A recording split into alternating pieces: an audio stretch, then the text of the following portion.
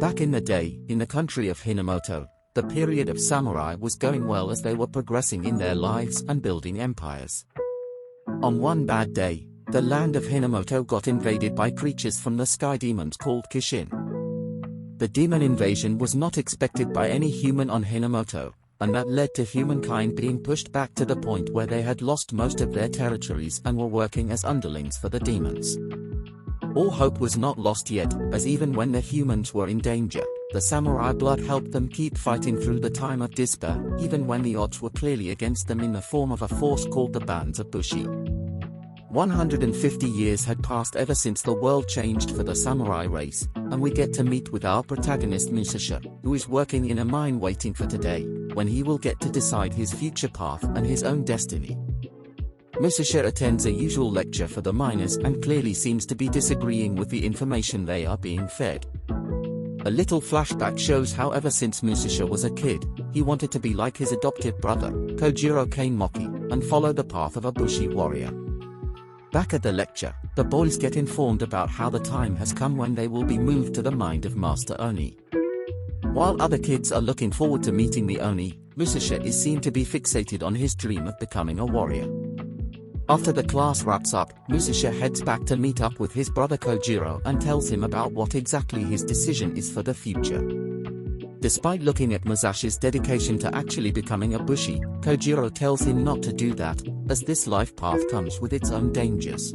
Musasha leaves after being seemingly unaffected, and we get to know that the only reason for Kojiro being against the idea is that he worries about Musashi's life getting in danger just because of his Bushi blood.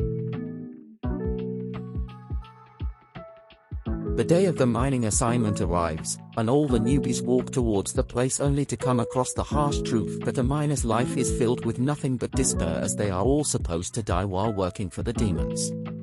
Musasha decides not to comply and, despite not having his pickaxe, he starts attacking the demon. Musasha gets caught by the demon after he is in a bad condition, and he shouts out loud about his real dream of becoming a Bushi. Just at that moment, our guy gets saved by his brother, who makes quite the stylish entry on his motorcycle. Kojiro hands over Musashi's pickaxe, and he realizes that his brother is not fooling around when Musasha takes a real Bushi stance to demolish the demon, splitting it in half. Musasha brings his brother to his side after he cuts down multiple demons in a tag team with him, and just when the siblings were about to have a moment of peace, the emission of a giant red light at a distance indicates the fact that Akishin has arrived as an obstacle in their way. With all the chaos going on around the tomb, the brothers take the motorcycle to head straight towards the demon so they can challenge it.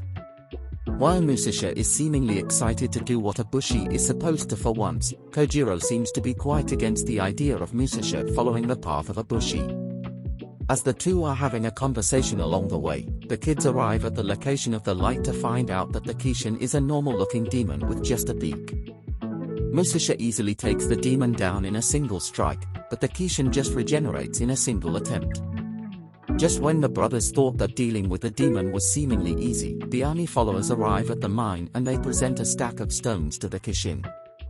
The Kishin consumes all the stones and finally turns into a horrifying six-armed monster, destroying things while transforming. The transformation leads to Musasha falling down on the ground, and Kojiro, who is still standing, gets in serious trouble as the Kishin goes after his sword. Kojiro refuses to let go of his sword, as it was given to him by his late father, who told him that this sword is a Bushi's pride.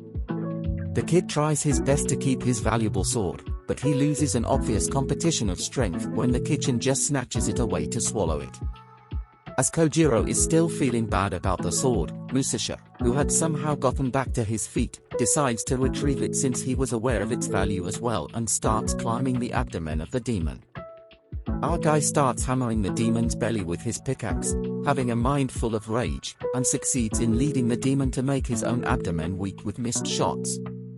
Musasha lands a final blow to the abdomen that was filled with acids, making Kojiro worry about losing his brother. Surprisingly, Musasha walks out of the abdomen like a menace, as if nothing ever happened, and hands over the sword to Kojiro, who finally has a smile of relief on his face. While our boys were keeping the Kishin busy, the real band of Bushi had the time to pull up at the mine in a flying machine. The temple, or celestial castle, the leader of the Bushi told Musashi to sit back and relax while they handled the rest of the matter, but the expression did not seem to fit right with Musashi. Kojiro tried to hold his brother back, but the fire inside Musashi's heart to prove his point made Musashi head for the demon to actually kill it for real.